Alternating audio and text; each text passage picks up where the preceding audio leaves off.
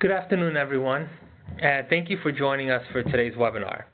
My name is Jan De La Cruz, Policy Analyst at CSG Justice Center. Before we begin, I have a couple of technical notes.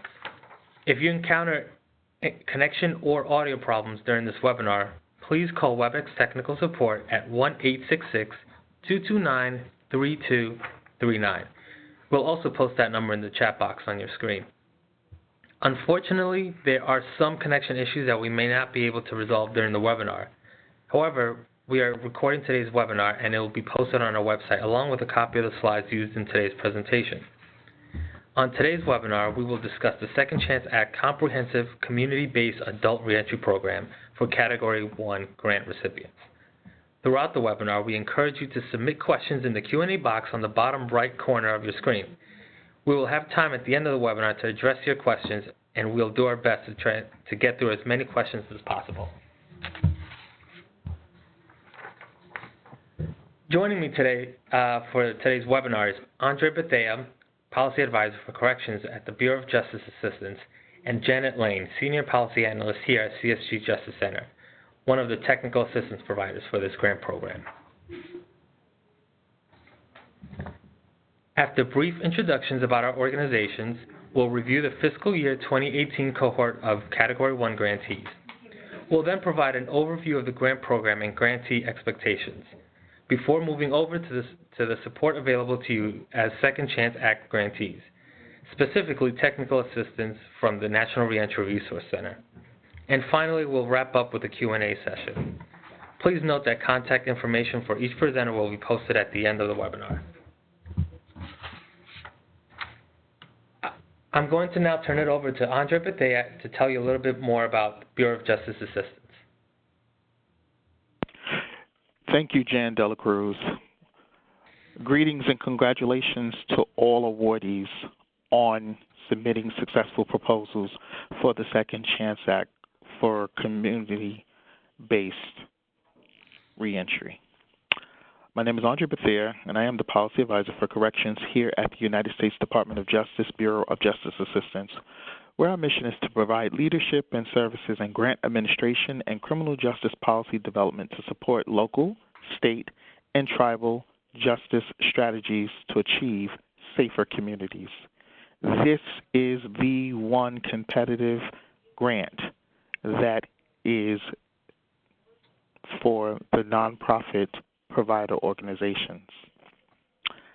As for the Second Chance Act, it supports state, local, and tribal governments and nonprofit organizations in their work to reduce recidivism and improve outcomes for people returning from incarceration. The Second Chance Act has supported over $300 million in reentry investments across the country. Back to you, Jen. Thank you, Andre. The Justice Center is a national nonprofit organization that serves policymakers at the local, state, and federal levels of all branches of government. Staff provides practical and nonpartisan advice and evidence-based, consensus-driven strategies to increase public safety and strengthen communities. One of our major projects at CSG Justice Center is to run the National Reentry Resource Center. Technical assistance for Second Chance Act grants is provided by the NRC, or National Reentry Resource Center, which is funded by the Bureau of Justice Assistance and managed by us here at CSG Justice Center. And we provide support to SCA grantees and the broader field. The NRC has delivered TA to over 600 Second Chance Act grantees and provides individualized, intensive, and targeted TA, training, and distance learning to support SCA grantees. The NRC is continually adding new content and resources to our website, and we send out a monthly newsletter that provides information about the latest research, funding opportunities, distance learning events, and other news about reentry. To sign up for the newsletter, please visit the link on your screen after today's webinar.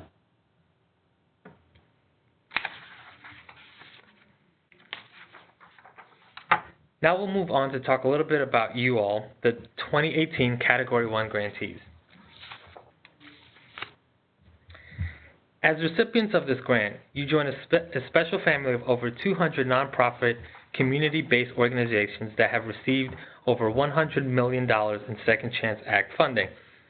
This funding has supported various programs across the country in 47 states and the District of Columbia. These grant recipients stand out because the majority of Second Chance Act grants are only awarded to units of government, such as departments of corrections or sheriff's offices. And while many of them may subcontract to nonprofit organizations, only a few Second Chance Act programs, such as this one, are available directly to nonprofit agencies, including tribal and faith-based organizations. In addition to your grant program, we at CSG Justice Center also work with grantees who have received Second Chance Act funding from the Office of Juvenile Justice and Delinquency Prevention, or OJJDP, to run mentoring programs for young adult parents. BJA and OJJDP together have invested around $100 million of Second Chance Act funds.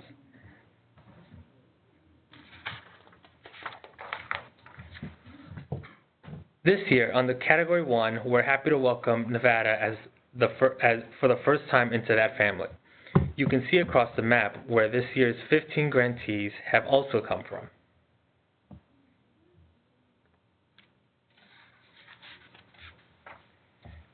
With that, I'd like to take this opportunity to formally congratulate all of you on receiving this award. This grant is an exciting opportunity for community-based organizations like yours to support individuals returning from incarceration. While many of you have similar aspects of your programs, you may also take different approaches to planning, implementing, and designing. One part of our technical assistance process will be connecting you to other grantees in your cohort to learn how different programs address similar challenges. At this time, I'll turn it back over to Andre to walk through the expectations and overview of this grant program. Thank you, Jan. Again, congratulations to each and every one of you on your proposals being awarded funding.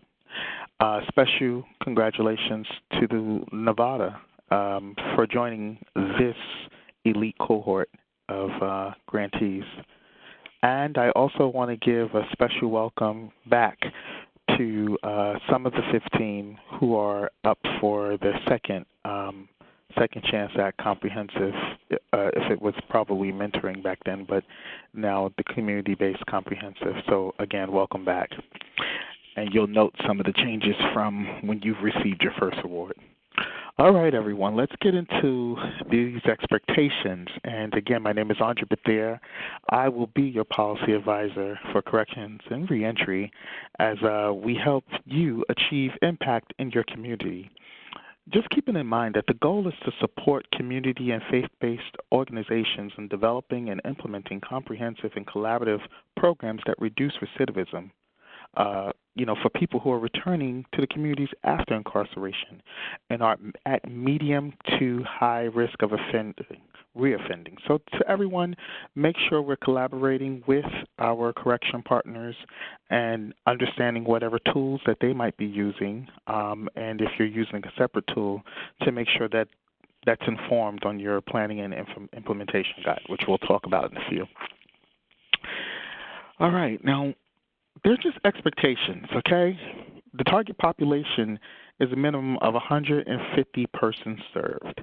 Again, we're talking medium to high risk of recidivism as determined by a validated risk assessment tool. Not that you selected, but that the tool selected. Who's using the tool? We need to know, is it one of your workers working for the provider organization? Will it be a person at your partner organization, your correction institution? And what is the translation there? Are you only getting a score, or actually are you getting the full profile? Whatever the case is, let's unpack that a bit. Again, this is for persons age 18 or older and convicted as an adult. This is not for juveniles. This is not for transitioning youth.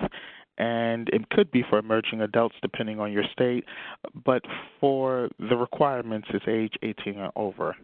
And of course, they must be incarcerated at the time of enrollment. So this is not where we're counting persons who we may have encountered in the community. This is about pre- and post-release, everyone. Want to unpack that a bit. All right. The expectation is that you will partner with the corrections and the law enforcement. And how do we prove that? You must have an MOU or MOA established with the facility and the department that oversees it and the local law enforcement agency.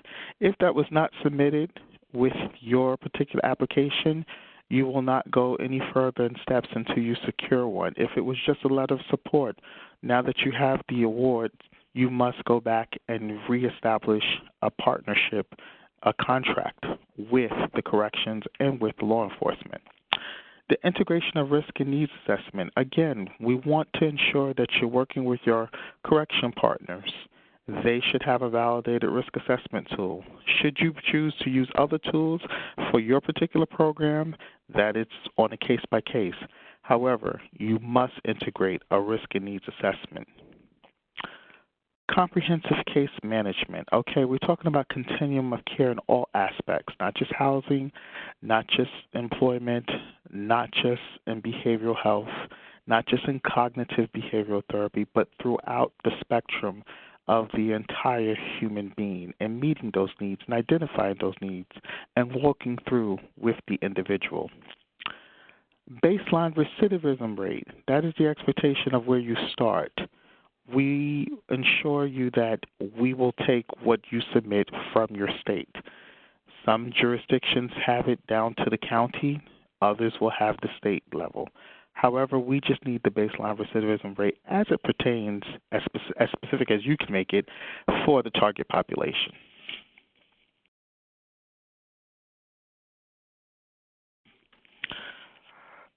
The expectation is that you will work with an evaluator. We're not talking about that you invite the evaluator as a partner a year later. We're talking about that you will have an established working relationship.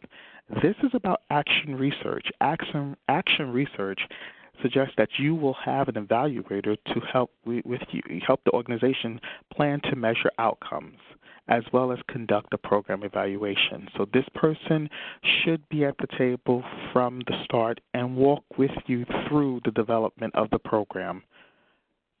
This is not a choice. Again, expectations. During the planning phase, grantees will have approximately 180 days after the budget is cleared to complete the planning phase. Again, let me say that again. Grantees will have approximately 180 days after the budget is cleared to complete the planning phase. No need to start discussing until your budget is actually cleared. Grantees will work with the National Reentry Resource Center Technical Assistance, that is your TA provider, to complete a planning and implementation guide.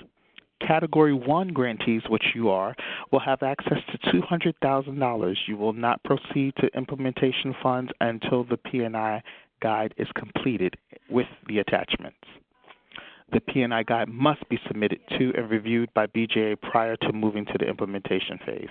That'll be me. During this planning phase, we're asking you to build capacity for implementing the grant program. Establish baseline information. Identify strengths and areas of improvement. Flesh out ideas and refine concepts that you sort of kind of addressed in the proposal, but now we sort of kind of want to iron out the details. And a targeted approach for the technical assistance and identify themes across other grantees.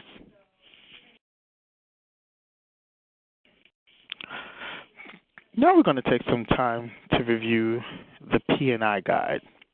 Not only is this a required deliverable for planning phase of your grant, but this can be a valuable tool for you and your technical assistance provider. The P&I guide is meant to flesh out the ideas put forth in your proposal and identify strengths and or areas for improvement. It will help to establish baseline information about the proposed program and help your TA provider target their assistance. There's one key benefit of the guide, and that is to provide a single document to reference key programmatic information. While further details may be laid out in program manuals and policy and procedure and documents, It is this P&I guide that will be the good reference point for the program staff and the partners to grasp what the program is trying to accomplish. After receiving the guide, please fill it out being as accurate, clear, and concise as you can. You should be bringing in your program partners for the parts of the guide that address their involvement in the program, such as your corrections agency, your evaluator, and if necessary, a treatment partner. And just to reiterate, don't go at it alone. You don't have to. Bring in others to think clearly. This is to promote collaboration. Bring in your partners as needed, especially your program evaluator. They should be working with you from the beginning to address data collection, performance measurement, and the process.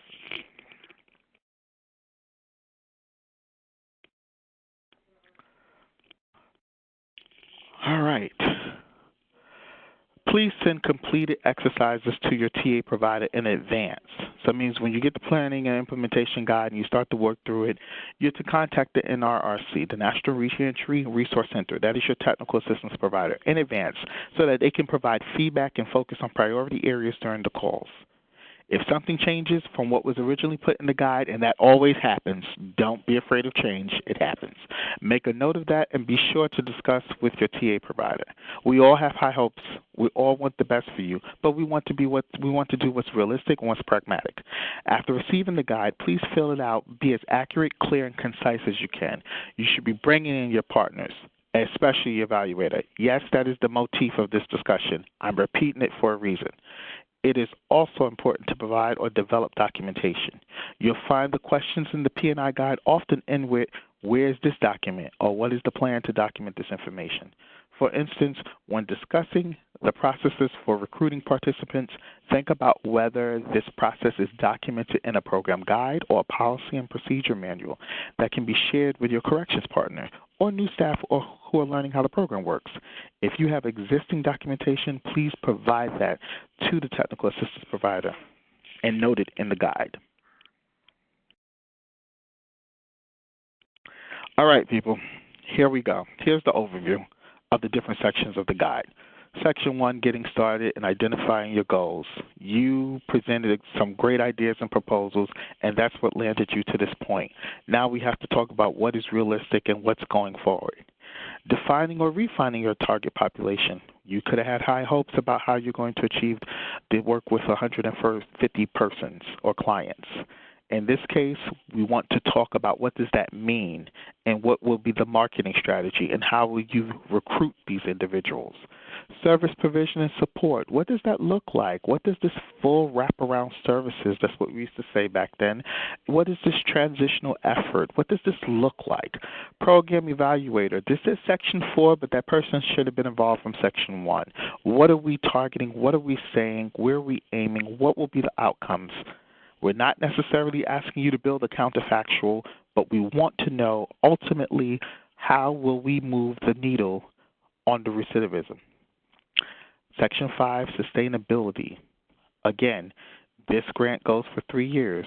What are the plans to sustain the program? Will your state partners take it on? Will you take it on? Will there be private foundation money? Let's just talk about sustainability plan, and that could change as we go closer and closer to the evaluation point. Then we have Appendix A, the development of a logic model. Everyone must go through the process. Sometimes there's a little discomfort in it, but the truth is we need to iron out the wrinkles. And then we have Appendix B, the supporting resources. These are just things that we have in there to really give you, to increase your level of awareness. You're not alone. Many others are doing this around the country. You just happen to be 15. We do still have a Category 2 that's looking at smaller and rural areas. But in this case, we just want to provide other supporting details. It is an opportunity to think critically about your proposed program, and I encourage you to have an open dialogue with your technical assistance provider as they learn about your area's unique systems and challenges. And if necessary, bring me into the call when you feel like you need my support or you need, just to think globally. Please know that Second Chance Act is not just this program, so chances are we're probably funding other initiatives in your jurisdiction and certainly in your state. we are familiar with everyone. Again, I'm so grateful to all 15 organizations and look forward to the impact that you're going to create in this fiscal year 18 grant cohort.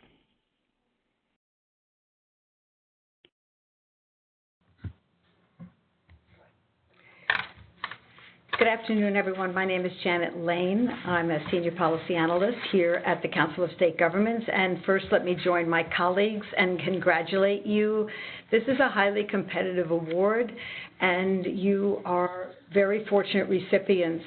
But I am extremely excited to provide you with assistance. I have actually been on your side of the desk or fence, depending on where you work, and I have received funding from grants. So I understand the difficulties in implementing programs, in juggling grant management, all the challenges, but also all the rewards of the work. And as Andre said, I totally encourage an open dialogue, and I do understand that not every program is going to reinvent the wheel, but the fact that you're wanting to change or improve the quality of people's lives are such worthwhile and meaningful goals, and all of us want you to be successful and have successful outcomes. So by being on calls with you and discussing strategies and identifying higher risk participants, we will be able to provide the best assistance possible. In the world of acronyms, we have the Bureau of Justice Assistance. Now you're going to be thinking of them as BJA. These folks are your state policy advisors, as Andre said, and your funder. It is to them that you're going to present any grant adjustment questions that you might need, or you're also going to be accessing the grant management system through them. With us, our focus is our National Reentry Resource Center. We have a myriad of resources available on the website, and we want to provide support by setting up calls. You may or may not have received emails from me and other technical support advisors already to try to set up calls. We hope to set up regular monthly calls, but you, as far as I'm concerned, if you need an extra call or a particular date or time, we can accommodate that, and I'm happy to help you.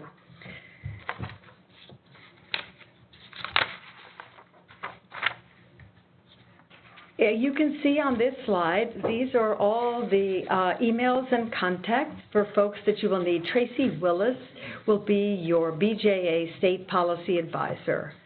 And you can imagine that she must get a lot of emails, but she will respond to you as soon as she is able.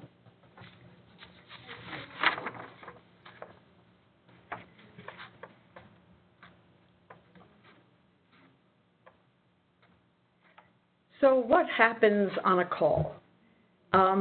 It's an opportunity for you to bounce ideas off. I don't want you to feel as though you're under such a microscope that you can't talk about concerns or issues or where you really need help, because that's where I can help you.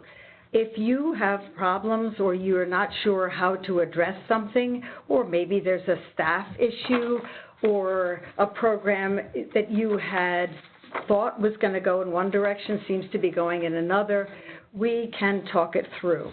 We want to share challenges and successes too. So if you have something wonderful that happened, please feel free to boast about it and tell us, and we will be sure that the Bureau of Justice Assistance hears about it as well. And we may also ask you process questions as to how things are going. So here are just an overview. Jan, I want to give credit to Jan for this fabulous PowerPoint, but here's an overview of what technical assistance does. So it is a circle for a reason, because this is an ongoing process.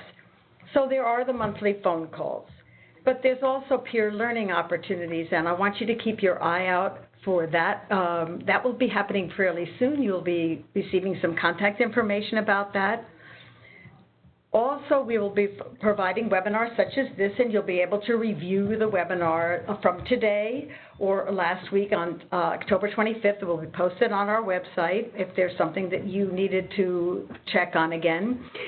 If you need a specific training, let's say there's something unusual in your particular grant and you would like to have a specific training, we can put you in touch with subject matter experts on just about any field in the Justice Center. We do share all kinds of resources, and the NRRC all by itself is a great resource for looking up just about every piece of information and research that you would like to know about.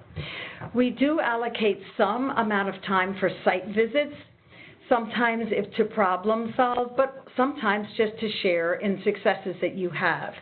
We can't obviously go to every site, but we do try to go to some, and if you specifically request that, we will try to accommodate you.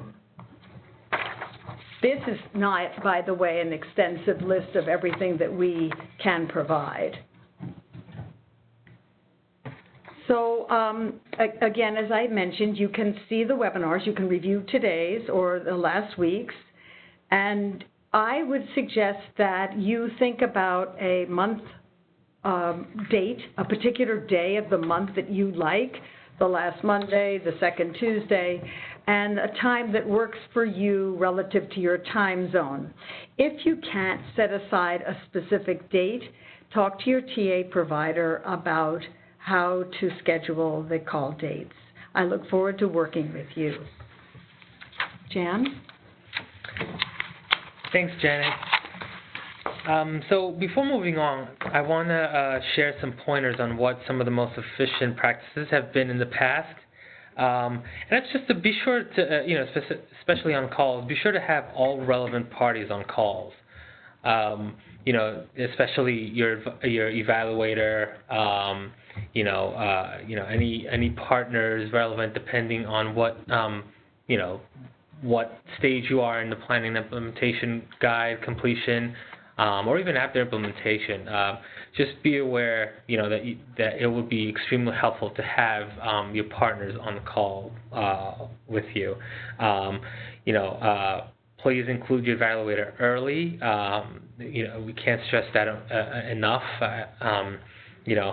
Also, when it comes to filling out the guide, don't go at it alone, as we previously said. It should be a collaborative effort, and input from all partners and personnel will be crucial to completing the guide. And lastly, be sure all grant information is current. Any changes to the program, whether any moving parts or even just the names of points of contact and official grant documents should be all of that should be current. If you have any questions, please don't hesitate to ask your TA provider, as we're here to help you navigate this process. Also, the NRC, as Janet mentioned earlier, we have a variety of other resources. Your TA provider can connect you, including information on reentry and employment, behavioral health, housing. There's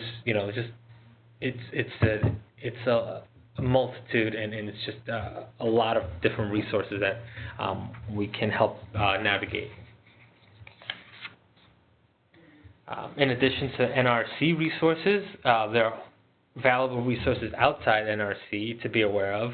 The crimesolutions.gov, NREPP. They provide information on evidence-based practices and curricula. The National Reentry Resource Center. It's another project funded by OJJDP that provides TA and support to mentoring programs. So your TA provider can help you navigate a multitude of these resources, and please be sure to visit our website. At this time, we'll go ahead and take questions. Please remember to use the Q&A box on your screen to submit your questions.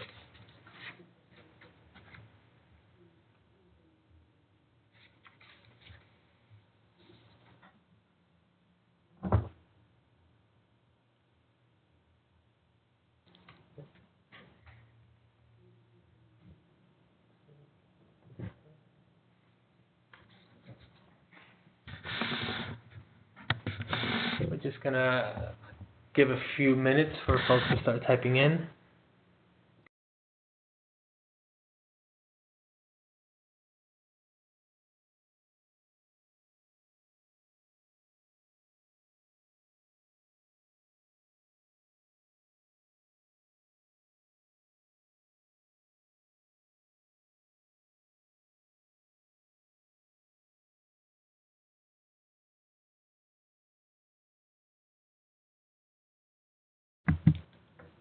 So one question is, when they should receive the planning and implementation guide, and that should be relatively soon. You should receive it from your TA provider, I think within a week or so, we may get that squared away. Definitely before your initial call, so that you guys will have an opportunity to discuss that during that call.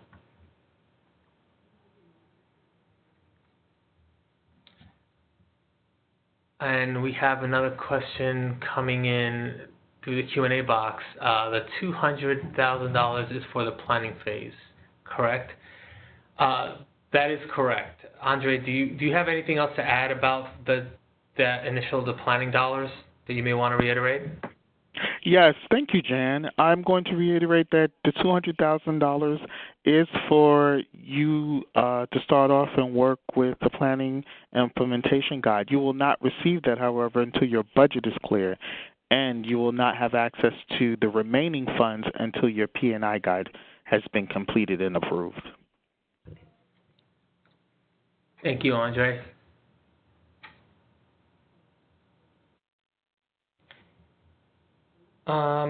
Another question coming in is,